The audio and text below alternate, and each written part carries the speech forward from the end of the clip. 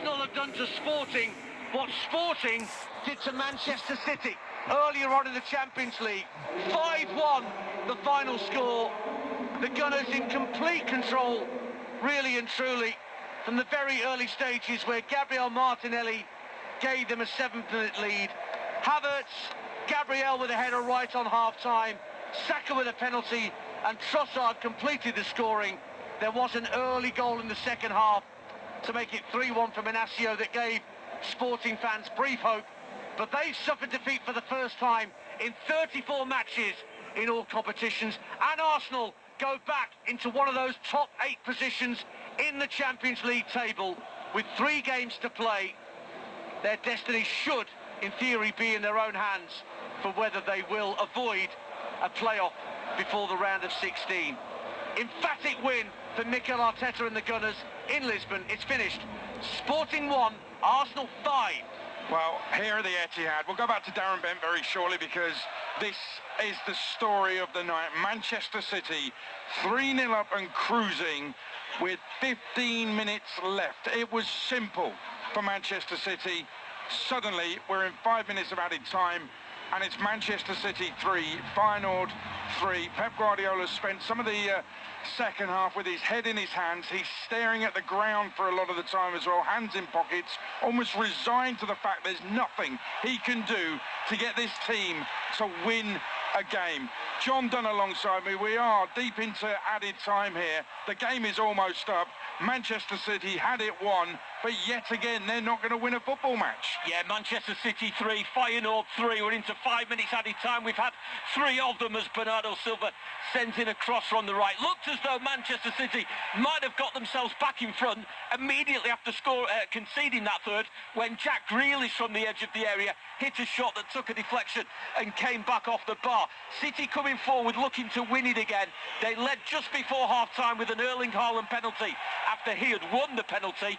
Right after half-time, Ilkay Gundogan, a volley from the edge of the area, a slight deflection in front of the goalkeeper that gave City a second. They scored their second in 3 minutes early in that half when Mateus Nunes got down the right. Lovely ball from Gundogan, a ball in that Haaland slid in, his second of the night, his 46th Champions League goal in his 45th appearance.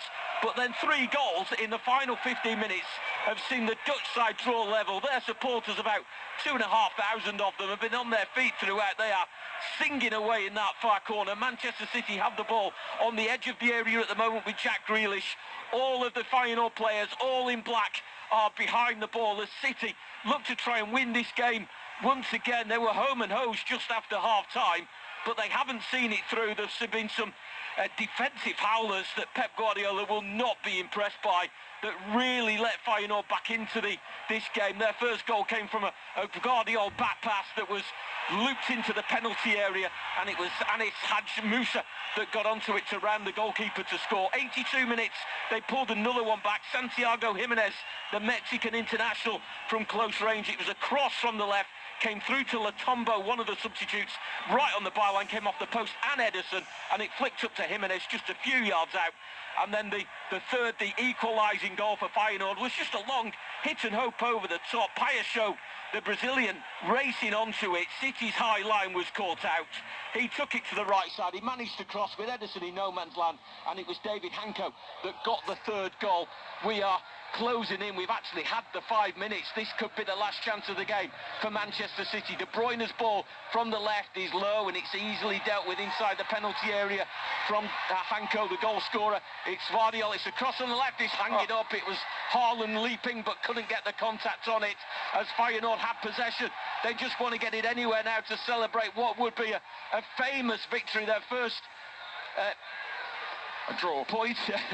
Sorry. It would feel like a victory. That's actually. It certainly feels like a defeat for Manchester City, doesn't it? That's an absolute fact, but we're still playing here. We are over the 5. We've nearly had 6. There was a Feyenoord player down. There's another one gone down now. Quinton Timber, who's got the captain's armband on, the twin brother of the Arsenal midfielder. He's celebrating tonight, and I think his brother might be as well, as Feyenoord get the draw. Hey. Manchester City were 3-0 up early in the second Bye-bye, half. City. They were comfortable. They were in control. It looked as though the drought would end. But You don't Feyenoord think so? scoring 3 goals in the final 15 minutes of the game mean that Etihad Stadium is Blue once more filled moon. with doom and gloom. Full time, Manchester City 3, Feyenoord 3. I'm not joking. Pep Guardiola looks like an old man. This game is aging him. This run is Oh, aging dear. Pep Guardiola. He probably can't All good believe things what must he's come just to an witnessed. end. There's repercussions, there's conversations going on. Haaland and Akanji are having a chat in the middle of the pitch. Nunez and Ederson having a chat in the middle of the pitch. There's faces of disbelief on the City players. Then he wonder. 75 gone, they're 3-0 up. This is Manchester 3-0 City. up. They don't let that go. It's And all of gone. a sudden it's 3-3. And the run without a win continues. Continues. What a night.